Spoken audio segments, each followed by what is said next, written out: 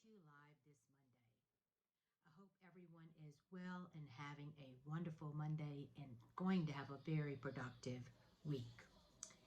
There's a lot of good information in our Monday morning news, and would like to thank not Freeman anymore, Tori Parker, our Vice Chair of Marketing and Membership, for her hard work in making our Monday morning news look so amazing.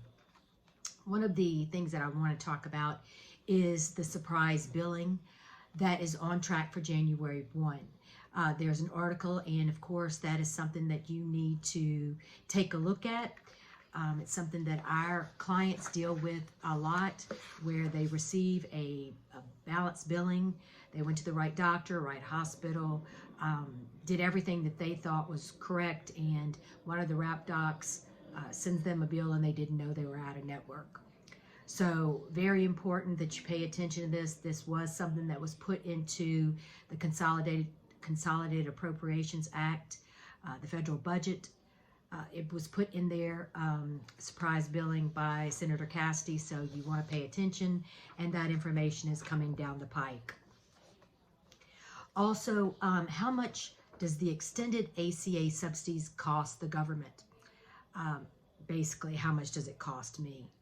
And there's an article that talks about how many billions of dollars this is going to cost by the Kaiser Foundation. Also, there's an article about more employers offered health benefits in 2020. So, with the passing of the ACA, there was a lot of talk about the fact that employers would drop coverage, and this is an article talking about the fact that it didn't. Today, there is a Zoom call at 1 o'clock Central Standard Time, that'd be 2 o'clock Eastern Standard Time, with the Biden administration about the surprise medical billing. So if you can get onto that call, please join that call. Medicare open enrollment starts October 15th through December 7th. FFM open enrollment is November 1st through January 15th. And each state that has a state exchange, of course, that may be a little bit different. So you want to pay attention to those states that you are licensed in those states. There are some new companies coming into the marketplace in several states, Ambetter and United Healthcare. I'm a little concerned that I'm getting information saying that you must sign your contract through Health Sherpa. And I'm trying to find out if that is correct. And if that is correct, I have a huge concern that in order to sell their product, you'd have to work through Health Sherpa. There's a lot of other options besides Health Sherpa, and that would cause me some concern that it would create a monopoly. And if it does, then that's something I'm going to be talking to CMS about. SEP beware. If you have someone that has an SEP and they moved, if you only put that they moved, it's going to give you an effective date of the following month if you enroll them after the 15th.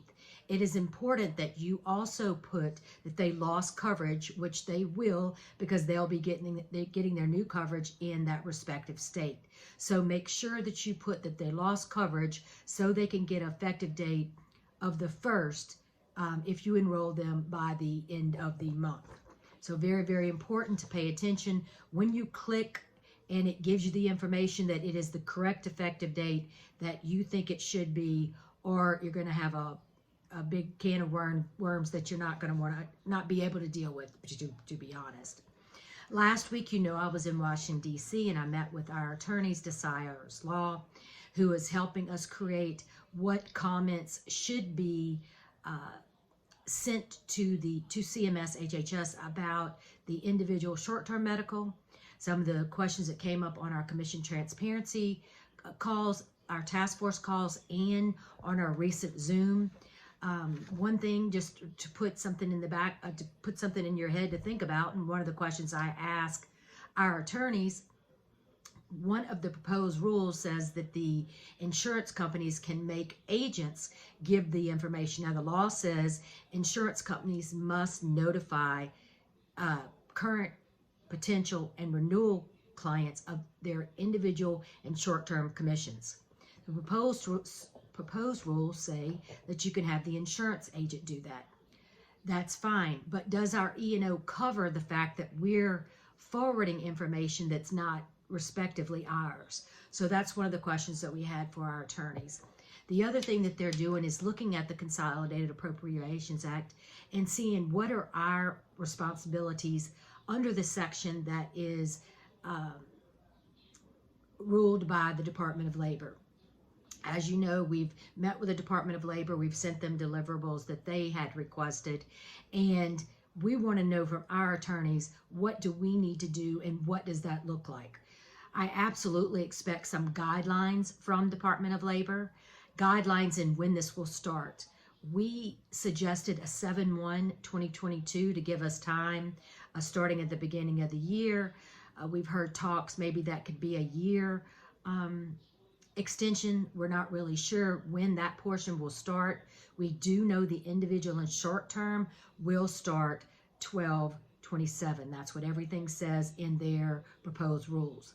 The Department of Labor handles the group side. They have said that they do not feel like the law requires them to do proposed rules, so we won't have that proposed rules comment period, but I do expect guidance on when it starts and what that looks like. I talked to our law firm about a model notice and what that could look like.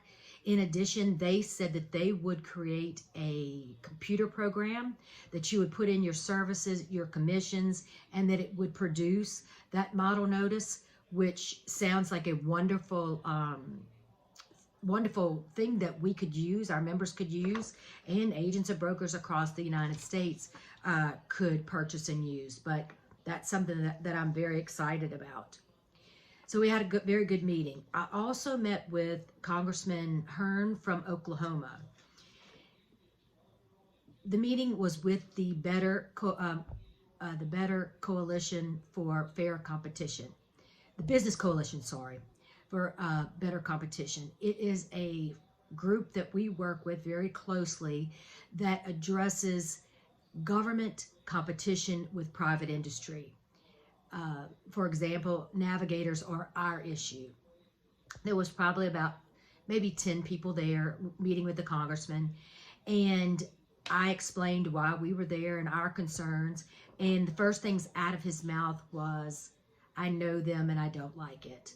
So it was a good feeling to know that those on Capitol Hill do know exactly what's going on in the ACA navigator realm, where the government is giving them more money than ever before, that studies have been done by the prior administration showing that some navigators could be paid up to $5,000 per policy based on how many policies they actually assisted people with.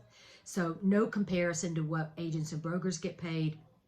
And it was a very positive meeting to be able to sit down with the congressman and talk about our issues, along with some of the other industries, contractors, buses that compete with the federal government. So wonderful meeting. I just went up and back on Wednesday, and so it was very quick but very exciting.